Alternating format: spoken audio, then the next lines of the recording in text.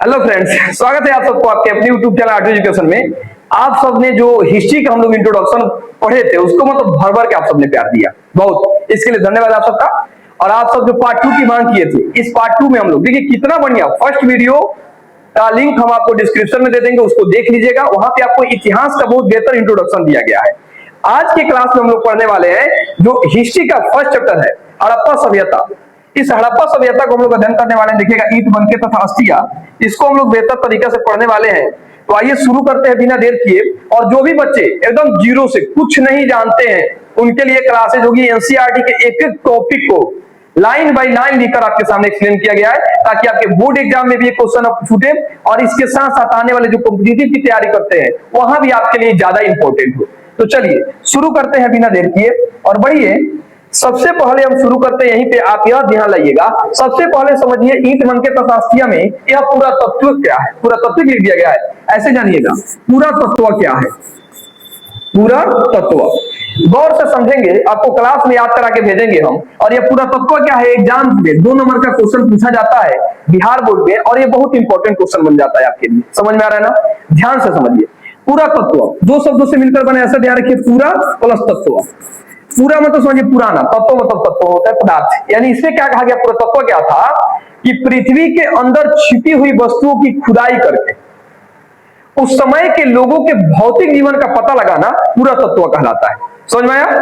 यानी पृथ्वी के अंदर छिपी हुई वस्तुओं की खुदाई करके उस समय के लोगों के भौतिक जीवन का पता लगाना पूरा तत्व कहलाता है। दिमाग में आएगा ना? याद करने वाला कोई चीज में सोच लीजिए कि पृथ्वी के अंदर छिपी हुई वस्तु की खुदाई करना और खुदाई करके उस समय के लोग कैसे जीवन जीते थे, कैसे जीवन यापन करते थे, इसका पता लगाना पूरा तत्व कहलाता है। समझ में आया ना? अब पूरा तत्व के साथ साथ आप यह जानेंगे कार्बन 14 विधि। यह कार्बन 14 विधि चाहे कार्बन 13 विधि भी होता है, ठीक ना? तो कार्बन 40 विधि क्या है बताइए। अगर जो बच्चे 12th क्लास पर उनके एग्जाम में क्वेश्चन पूछे 2 नंबर का, ऐसा हो ही नहीं सकता है। इतना इंपॉर्टेंट प्रश्न है, ध्यान रखिएगा। तो अगर आप पूरा तत्व की परिभाषा याद कर लिए तो आप कार्बन 14 विधि भी याद कर लेंगे, इसलिए दोनों को हम साथ में रख दिए हैं।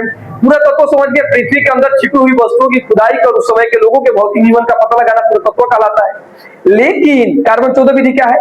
तो भी वही है कि पृथ्वी के अंदर छिपी हुई वस्तुओं की खुदाई कर उसके समय का पता लगाना क्या कहलाता है? कार्बन 40 विधि कहलाता है। कार्बन 14 विधि दिमाग में आ गया ना? एक 13 विधि जो होता है, 13 वाला चेंज हो जाता है उसका मान, लेकिन आप देखिएगा 14 जो होता है यह निश्चित रहता है। तो ये क्या बताता है कि कोई वस्तु अगर पृथ्वी के अंदर से आप निकालते हैं वो कितना पुराना है, वो कितनी टाइम का है, यह बताने वाला विधि कहलाता है आपका कार्बन 14 विधि। बताइए दिमाग में आ गया? चलिए आगे आइए और आगे वाले चीजों को बेहतर तरीका से समझिए। यहाँ पे सिंधु सभ्यता को हम लोग समझने वाले हैं, हड़प्पा सभ्यता। तो इसके कई सारे नामकरण है, अलग अलग नाम, इसको देखिएगा। यानी सिंधु सभ्यता को हड़प्पा सभ्यता के नाम से भी जानते हैं, इसे संधव सभ्यता भी कहते हैं, कांस्य युगीन सभ्यता भी कहते हैं। अब अलग अलग नाम कैसे पड़ा, क्या हुआ, सारे डिटेल चीज हम समझेंगे बढ़िया से। देखिएगा ध्यान से, यहाँ से क्वेश्चन है सिंधु सभ्यता को हड़प्पा सभ्यता क्यों कहते हैं। आपके बोर्ड एग्जाम में 2 नंबर में क्वेश्चन पूछ देता है, तो क्या आप नहीं लिख पाएंगे? देखिएगा सिंधु घाटी सभ्यता की जब शुरुआत, गेटो बंद करना,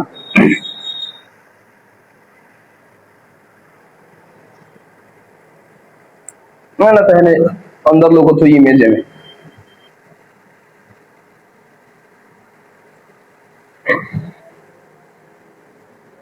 जानेंगे। सिंधु घाटी सभ्यता की जो शुरुआत हुई थी तो सबसे पहले उसकी खुदाई जो हुई वो हड़प्पा नामक स्थान पे हुई, इसलिए इसका नाम पड़ा था हड़प्पा सभ्यता। और सिंधु नदी किनारे यह सभ्यता विकसित हुई थी, इसलिए इसका नाम पड़ा सिंधु सभ्यता। नॉर्मल समझिए, डिटेली और मजा आने वाला है आगे चल करके। तो यहाँ से क्वेश्चन पूछ देता है 2 नंबर में कि सिंधु सभ्यता की सबसे पहली खुदाई हड़प्पा नामक स्थान पर हुई थी, इसलिए इसे हम क्या कहते हैं, हड़प्पा सभ्यता के नाम से भी जानते हैं। क्या समस्या है, कोई दिक्कत है ना? आगे बढ़िए, अब देखिएगा ध्यान से। इसका नामकरण जॉन मार्शल ने किया था। आपके लिए ऑब्जेक्टिव क्वेश्चन बन जाता है कि छोटे छोटे ऑब्जेक्टिव मिल जाते हैं कि आखिर हड़प्पा सभ्यता का नामकरण किसने किया था। तो जॉन मार्शल ने इसका क्या किया था, नामकरण किया था। अब ध्यान से समझेंगे, इसका समय 2500 ईसा पूर्व से 1750 ईसा पूर्व इसका समय माना जाता है, हड़प्पा सभ्यता का काल। आपसे पूछेगा कि हड़प्पा सभ्यता का टाइमिंग जो था वो कब से कब तक था, तो आप क्या कहिएगा, 2500 ईसा पूर्व से 1750 ईसा पूर्व तक इसका क्या था, टाइमिंग था। यह त्रिभुजाकार था, इसका आकार कैसा था, त्रिभुजाकार। ये भी बात दिमाग में रखिएगा। तो गेटो बंद कर दीजिएगा लोग।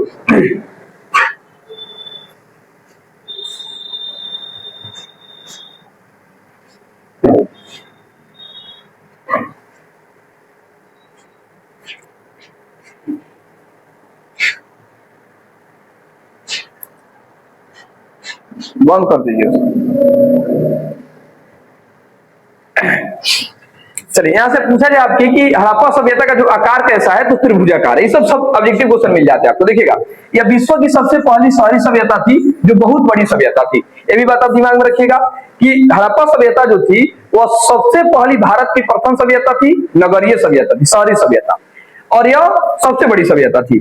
पुरातत्व के पिता अलेक्जेंडर कनिंघम है, ध्यान रखिएगा, सर अलेक्जेंडर कनिंघम, यानी पुरातत्व के पिता किसे कहा जाता है? सर अलेक्जेंडर कनिंघम को पुरातत्व का पिता माना जाता है। आई थिंक ये जो पॉइंट है आप समझ गए, इसका स्क्रीनशॉट भी ले सकते हैं आप। चलिए आगे बढ़िए। अब यहाँ ध्यान लाइए, अब आप समझिए हड़प्पा सभ्यता के प्रमुख स्थल।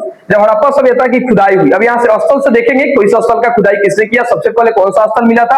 अब आपके दिमाग में सारा चीजें छपने वाले हैं, बस थोड़ा सा पेशेंस रखिए और इस सारे चीजों को समझते चलिए। नोट कर लीजिए कॉपी में, और हम आपको विश्वास दिलाते हैं नोट से पढ़ लेने के बाद, एक क्लास देख लेने के बाद, आप हड़प्पा सभ्यता से क्वेश्चन अगर एग्जाम में बैठते हैं ना, ये ऑब्जेक्टिव क्वेश्चन है, सब्जेक्टिव क्वेश्चन बाहर आने वाले हैं। एक एक चीजों को बहुत डिटेयली हम लोग डील करने वाले हैं। तो चलिए आइए समझते हैं। सबसे पहले इसके प्रमुख स्थल में सबसे पहले हड़प्पा नामक स्थल की क्या हुई थी? खुदाई होती है, हड़प्पा।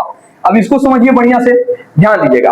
हड़प्पा की खुदाई जो है दयाराम साहनी ने की थी। ऑब्जेक्टिव क्वेश्चन एकदम दिमाग में आ गया, और ऑब्जेक्टिव क्वेश्चन पूछा हुआ एग्जाम में कि हड़प्पा नामक स्थल की खुदाई किसने की? तो दयाराम साहनी ने किया था, और इसकी खुदाई उन्होंने 1921 ईस्वी में की थी, ठीक ना।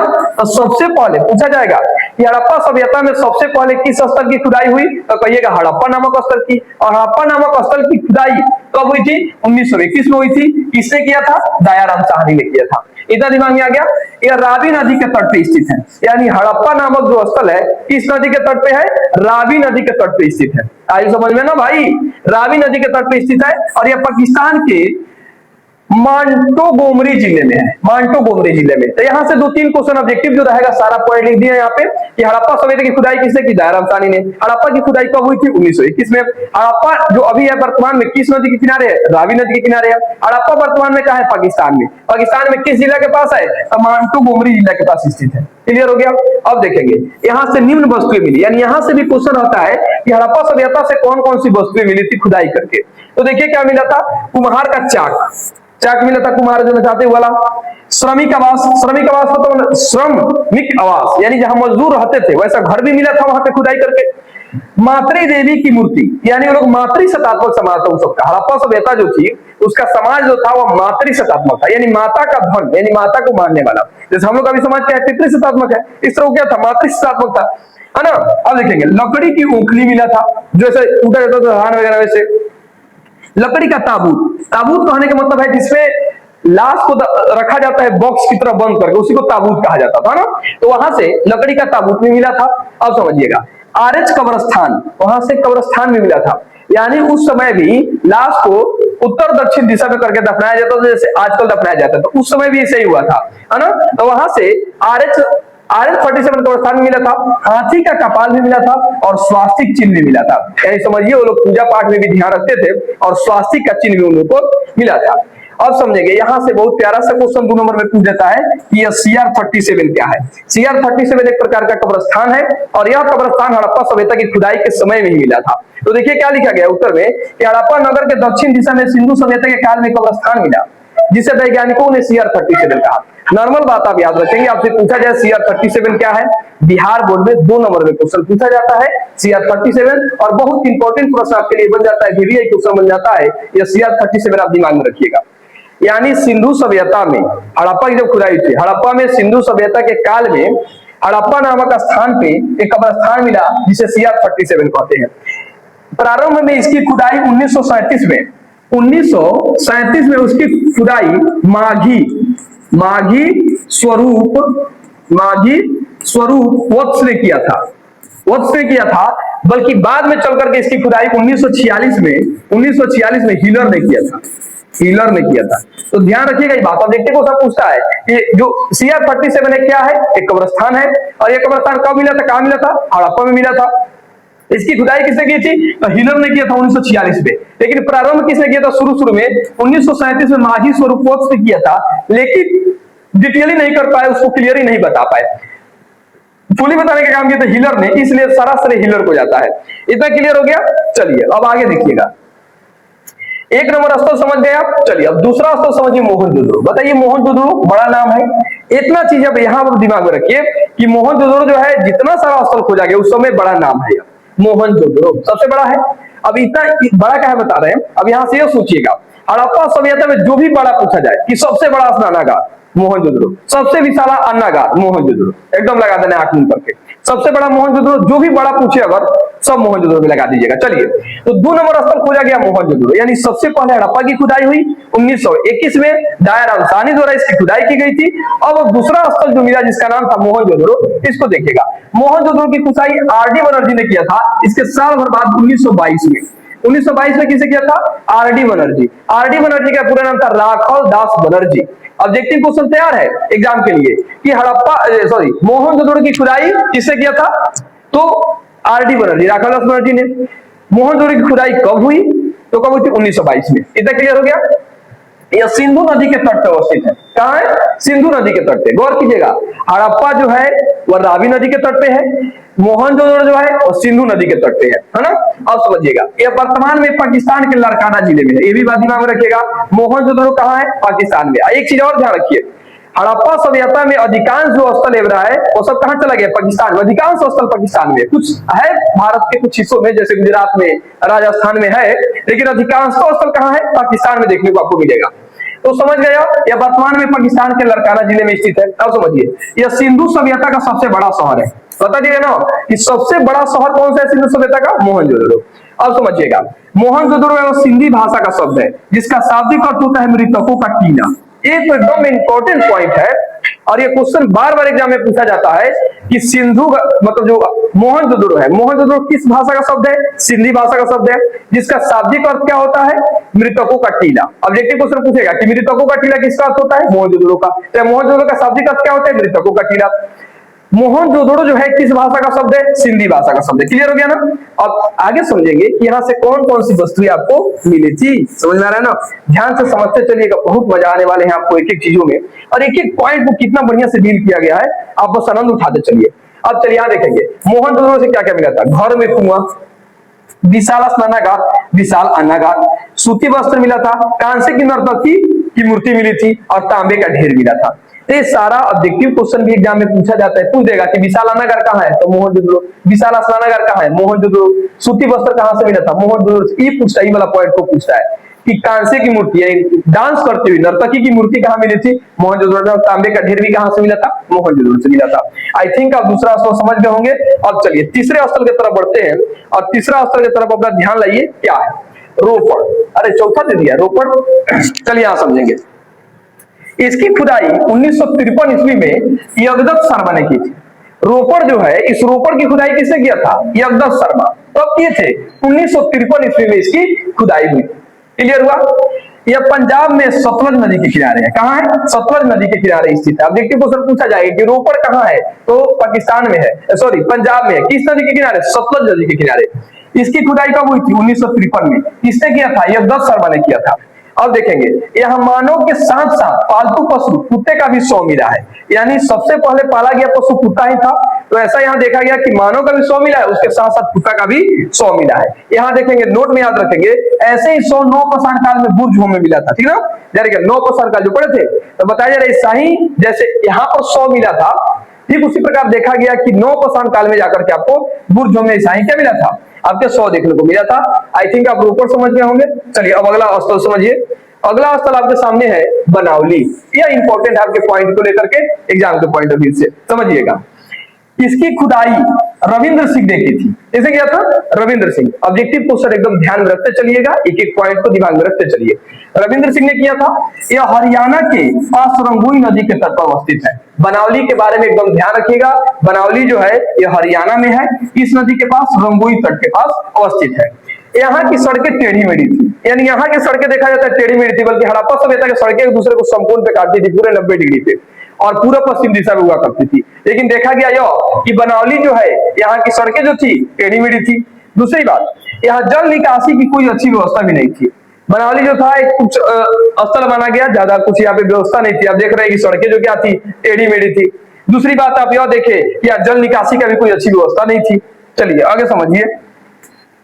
चलिए थोड़ा तेजी में चलते हैं ताकि आपके कार्य को और आसान कर दिया जाए। अब सुरकोटदा के बारे में जानिए। सुरकोटदा जो स्थल है इसके बारे में, यह गुजरात में स्थित है। कहाँ है सुरकोटदा? कहाँ है? गुजरात में स्थित है। यहां से कलश, सावधान तथा घोड़े की हड्डी मिली थी, ठीक ना? ये ध्यान रखिए। कलश कहां से मिला था? आपके सुरकोटदा से। सावधान कहां से मिला था? सुरकोटदा से। तथा घोड़े की हड्डी कहां से मिली थी? सुरकोटदा से। छोटा छोटा स्थल है। मुख्य रूप से स्थल जो है समझिए हड़प्पा सभ्यता में हड़प्पा है और मोहनजोदड़ो है। एक लोथल भी बड़ी फेमस है, तो ध्यान रखिएगा। चलिए आगे बढ़ते हैं। आगे आपको बताते हैं। अब आ जाइए आप यहाँ पे लोथल आ गया ना। लोथल इंपॉर्टेंट है, ये ध्यान रखिएगा, आपके बिहार बोर्ड के लिए बहुत इंपॉर्टेंट हो जाता है। 12th क्लास के एग्जाम यहाँ से ज्यादातर क्वेश्चन पूछे जाते हैं, मोहनजोदड़ो, हड़प्पा और यहाँ से लोथल से। तो लोथल के बारे में समझिएगा। इसका शाब्दिक अर्थ होता है मुर्दों का शहर। क्या होता है? मुर्दों का शहर। चाहे मृतकों का घाव भी होता है। इसका अर्थ क्या होता है? मृतकों का घाव।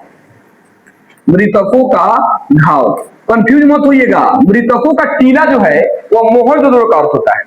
मोहनजोदड़ो का शब्द क्या होता है? मृतकों का टीला। बल्कि आपका लोथल का अर्थ होता है मृतकों का घाव, अच्छा है मुर्दों का शहर कहा जाता है लोथल को। आगे समझिएगा। यह गुजरात में है, भभुआ नदी के किनारे स्थित है। यह पॉइंट बहुत इंपॉर्टेंट है, ध्यान रखिएगा कि जो लोथल है वह किस नदी के किनारे है? तो भभुआ नदी के किनारे स्थित है आपका ये लोथल। अब समझिएगा, यह सिंधु घाटी सभ्यता का एक प्रमुख व्यापारिक केंद्र था जहां से बोदीबड़ा का साक्ष्य मिला है। बोदीबड़ा क्या है? बोदीबड़ा का मतलब होता है बंदरगाह। क्या होता है? बंदरगाह। बंदरगाह समझ रहे हैं? बंदरगाह कहने का मतलब होता है जहां बड़े बड़े जहाज ठहरते हैं, उसको बंदरगाह कहा जाता है। जैसे मानिए नदी हो गया, तो नदी में छोटे छोटे नाव होते हैं, उसको लोग घाट कहते हैं। ठीक उसी प्रकार जब समुद्र के तट पे आकर के आपके बड़े बड़े जहाज ठहरते हैं, जहां व्यापार की केंद्र होता है, उसको कहा जाता है बंदरगाह। और उस बंदरगाह को बोदीबड़ा मिला था। ध्यान रखिए, ऑब्जेक्टिव क्वेश्चन एग्जाम में पूछता है कि बोदीबड़ा कहां से मिला था। आप कहिएगा कि बोदीबड़ा जो था वो कहां से मिला था? आपके लोथल से मिला था। समझ में तुमको भाइयों? आनंद उठाओ। चलो देखो, समय बर्बाद करने की जरूरी नहीं है। आप लोग ऐसे लोगों का वीडियो देख रहे हैं जो लड़कियां है एकदम आकर के मजा मार रही है, बायोलॉजी से बी हटा दो, ई कर दो, कर दो, जापान से जे हटा दो, पी हटा दो। तो ऐसे ना थोड़ा मेहनत कीजिए, आपका टाइम बहुत कीमती है। हम लोग बिना टाइम गंवाए आप सबके सामने उपस्थित होकर के लगातार आदमी मेहनत कर रहा है, तो यहाँ आपको अच्छा नहीं लगेगा। अब हम मजाक कर यहाँ पे डांस करते तो अच्छा लगेगा। आनंद उठाते हुए पढ़िए मेरे प्यारे, पढ़ लीजिए, वही हाथ लगेगा ना। कंटेंट की कमी नहीं है दुनिया में, कहीं से आपको समझ में आना चाहिए, पढ़िए। अगर आपको अच्छा लग रहा है तो पढ़िए, शेयर कीजिए दोस्तों के बीच, मुझे भी मोटिवेशन मिलेगा, हम और मेहनत करेंगे आपके लिए, है कि ना। तो चलिए यहां तक तो आप क्लियर कर लिए। अब आइए, यहाँ विदेशी व्यापार का साक्ष्य मिला है क्योंकि यहाँ से फारस की मुहर मिली है। ध्यान रखिएगा, बहुत बढ़िया पॉइंट है कि एक पूछेगा ऑब्जेक्टिव क्वेश्चन कि हड़प्पा सभ्यता में व्यापारिक केंद्र है। अब क्या कहिएगा? लोथल जो है व्यापारिक केंद्र है, बोदीबड़ा यहीं से मिला था। समझ में आया ना? अब समझिए, यहाँ से युगल शव मिले हैं जो सती प्रथा का संकेत देते हैं। युगल शव माने जोड़ा में। सती प्रथा में क्या हुआ करता था? सती प्रथा तो हम जन्म में करते हैं। सती प्रथा में पुरुष अगर मर जाए तो उसके साथ साथ उसके पत्नी को जिंदा जला दिया जाता था, वो सती प्रथा। युगल शव, तो युगल शव क्या बता रहे हैं कि सती प्रथा एक साथ अगर दो शव को दफनाया गया है तो समझिए किसका संकेत है? आपके सती प्रथा का। यहाँ से शतरंज की तरह खेल का साक्ष्य मिला है, यानी शतरंज के खेल के साक्ष्य कहां से मिले हैं? आप कहिएगा लोथल से। समझ में आया ना? बढ़े आगे, मजा आ रहा है ना? चलिए आनंद उठाते हुए पढ़ते चलना है। अगले स्थल की तरफ बढ़ते हैं और अगला स्थल आपके सामने देखिए क्या है, इस पे चर्चा कीजिएगा। रंगपुरा। रंगपुरा के बारे में समझ आइए, यह गुजरात में स्थित है, इसका ध्यान रखिएगा। रंगपुरा कहाँ है? गुजरात में। यहाँ से धान की भूसी के साक्ष्य मिले। क्लियर हो गया? ये ज्यादा भारी स्थल नहीं है और यहाँ से क्वेश्चन भी बहुत रियल केस में आपके बिहार बोर्ड में पूछे जाते हैं, लेकिन कॉम्पिटिटिव के लिए जरूरी हो सकता है। हम सारे स्थल को आपको डाल दिए हैं, छोटा मोटा जो भी हो। तो धान की भूसी के साक्ष्य कहां से मिले? रंगपुरा से। ऑब्जेक्टिव क्वेश्चन एग्जाम में पूछा जा सकता है। और रंगपुरा कहाँ है वर्तमान में? गुजरात में, ध्यान रखिएगा। चलिए अगला देखेगा, कालीबंगन। ये महत्वपूर्ण है आपके लिए, यह वीवीआई हो जाता है कालीबंगन। यहाँ से खूब क्वेश्चन आपके बिहार बोर्ड में पूछे जाते हैं। कालीबंगन का शाब्दिक अर्थ होता है काली चूड़ी। क्या होता है? काली चूड़ी। काली चूड़ी, करिया करिया रसगुल्ला रसदार राजा जी, करिया करिया। कालीबंगन से करिए याद रखिए। काला काला लोग राजस्थान के होते हैं। राजस्थान कैसे लिखेगा? राजस्थान के करिए करिए, धाम लागो तो करिए हो जाती है, ऐसे ध्यान रखिएगा। तो कालीबंगन जो है इसका शाब्दिक अर्थ होता है काली चूड़ी। एग्जाम में पूछा हुआ है, पॉइंट को दिमाग में रखिएगा। यह कहाँ है? राजस्थान में, ये भी बात ध्यान रखिएगा। और यहाँ से हल से जुटे हुए खेत के साक्ष्य मिले हैं, ये भी पॉइंट खूब पूछा जाता है। तो जो यह कालीबंगन के बारे में जो 3 पॉइंट लिखा गया, तीनों बहुत इंपॉर्टेंट है और आप इसे जरूर याद रखिएगा, एग्जाम में पूछा जाएगा। समझ में आ रहा है ना? चलिए आगे देखिएगा। अब आगे आ जाइए, अगले स्थल के बारे में चर्चा कर लीजिए। अच्छा, स्थल तो पूरा हो गया। अब समझिए सिंधु घाटी सभ्यता की विशेषता, यह समझ जाइए। उसके बाद हम लोग फिर एक छोटा सा वीडियो लेके आएंगे इसके बाद वाले पार्ट को, ये लास्ट रखेंगे यहाँ पे ताकि वीडियो ज्यादा लंबा ना हो जाए। इस क्लास में आप क्या देखें कि हड़प्पा सभ्यता क्या है और हड़प्पा सभ्यता के स्थल कौन कौन से हैं, इस सारे चीजों को देखिए। अब थोड़ा हड़प्पा सभ्यता की विशेषता भी समझ जाइए, विशेषता बहुत जरूरी है, कई सारी चीजें आपका क्लियर हो जाएगा। तो चलिए, सबसे बड़ी विशेषता इसकी शहरी सभ्यता, इसके बारे में जानेंगे। यानी सिंधु घाटी की जो सभ्यता थी वो एक प्रकार की शहरी सभ्यता थी और शहरी सभ्यता में द्विस्तरीय सभ्यता थी। क्या थी? द्विस्तरीय सभ्यता थी। यहाँ की सड़कें एक दूसरे को संपूर्ण पे काटती थी और पूर्व पश्चिम दिशा में थी। इतना ध्यान रखिएगा। ये जो सिंधु सभ्यता था इसको सैंधव सभ्यता भी कहा जाता है, सैंधव सभ्यता कहते हैं, सैंधव सभ्यता। उसके बाद इसको कांस्य युगीन सभ्यता भी कहते हैं, कांस्य युगीन सभ्यता कहते हैं। कांस्य युगीन सभ्यता क्या कहते हैं? मानव द्वारा सबसे पहले खोजा गया था तांबा। क्या खोजा गया था? तांबा। ध्यान रखिएगा। उसके बाद खोजा गया टील। क्या खोजा गया? टील। हड़प्पा वासी के लोग जब हथियार का उपयोग करते तो तांबा भी मुड़ जाता था, टील भी। तो दोनों को क्या करें, मिला करके एक नया बना दिए कांस्य, जिसको कहते हैं हम लोग फुलहा का बर्तन। ना सुने बड़ा, मम्मी लेके आई हुई है फुलहा का बर्तन, भाभीओ लेके आई हुई है, तो वही फुलहा के बर्तन को कांस कहते हैं। तो इस सभ्यता में कांस की खोज हुई, इसलिए इसको कांस्य सभ्यता भी कहते हैं। सैंधव सभ्यता मतलब सिंधु नदी के तट पर विकास हुआ, तो इसे सैंधव सभ्यता भी कहते हैं। इसे हम लोग हड़प्पा सभ्यता भी कहते हैं, क्योंकि हड़प्पा नामक स्थल सबसे पहले खुदाई हुई थी। समझ में आया ना? तो यह विशेषता समझ गया आप, एक प्रकार की शहरी सभ्यता थी और यहाँ की सड़कें एक दूसरे को संपूर्ण पे काटती थी, 90 डिग्री का पूर्व पश्चिम दिशा में थी। मातृसत्तात्मक समाज, यानी इनका समाज जो था वो क्या था? मातृसत्तात्मक था। पहले भी चर्चा की है। मातृसत्तात्मक आने का मतलब माता का धन ही बेटा का होगा, यानी प्रमुख प्रधानता माता की थी। हम लोग का अभी जो समाज है वो पितृसत्तात्मक समाज है। चलिए अब देखेंगे अर्थव्यवस्था। अर्थव्यवस्था कहने का मतलब था कि इनका मुख्य आधार क्या था? पैसा कमाने का, अर्थ कमाने का। तो मुख्य आधार क्या था? कृषि था, व्यापार था, और इनका व्यापार विदेशों तक होता था, छोटी जगह पे नहीं। ऐसा देखा गया इनका व्यापार विदेशों तक होता था, इनका मुहर जो मिला था उसे पता चलता था। अगला पॉइंट देखिए, लिपि के बारे में जानेंगे। इनकी लिपि भावचित्रात्मक थी। भावचित्रात्मक आने होता है, इसको अभी तक नहीं पढ़ा जा सका। तो ये ऑब्जेक्टिव क्वेश्चन खूब पूछता है कि हड़प्पा सभ्यता की लिपि थी तो आपका अज्ञात थी। क्या थी? अज्ञात। अज्ञात मतलब इसे अभी तक हम लोग नहीं पढ़ सके, ठीक ना? अज्ञात थी। दूसरी बात, हड़प्पा सभ्यता की जो लिपि थी वो भावचित्रात्मक, सिर्फ भाव समझ सकते थे, जिसे अभी तक पढ़ा नहीं जा सका। इस लिपि में अक्षरों या चिन्हों की संख्या 375 से 400 के बीच, ये ध्यान रखिए, ऑब्जेक्टिव को सब पूछता है। 375 से 400 के बीच इसके चिन्हों की संख्या थी इसके लिपि में। यह लिपि दाईं से बाईं ओर लिखी जाती थी और फिर बाईं से दाईं ओर लिखी जाती थी। इस लिखावट को ब्रुष्टोफेदन कहा जाता है, ये भी ध्यान रखिएगा, ब्रुष्टोफेदन भी कहा जाता है। तो ये आप दिमाग में रखिएगा कि हड़प्पा सभ्यता की जो लिपि थी दाईं से बाईं फिर बाईं से दाईं की ओर लिखी जाती थी। आई थिंक ये क्लियर कर लिए होंगे। बाकी इसके नेक्स्ट पार्ट को हम लोग अगले सीरीज में देखेंगे कि अगला क्या है। वीडियो ज्यादा बड़ा ना, इसलिए छोटा छोटा सीरीज। इस क्लास के आपके 3 पार्ट बनाए हैं। पहला पार्ट में समझिए कि पूरे आपके हिस्ट्री का इंट्रोडक्शन बताया गया है। सेकेंड पार्ट आप अभी पढ़े, इस सेकेंड पार्ट में आप देखें कि हड़प्पा सभ्यता क्या है, इसकी विशेषता क्या है और हड़प्पा सभ्यता के कौन कौन से स्थल की खुदाई हुई, कहां से क्या क्या चीज मिला, ये क्लियर हो गया। कुछ बातें आगे हम लोग पार्ट 3 लेंगे, वो भी छोटा सा वीडियो होगा, और हम लोग पार्ट 3 में इस सारे चैप्टर को, एक चैप्टर को समाप्त कर देंगे। फिर बाकी हम लोग ऑब्जेक्टिव और सब्जेक्टिव को सर आप ऐसे ही कर लीजिएगा, उसका भी हम प्रैक्टिस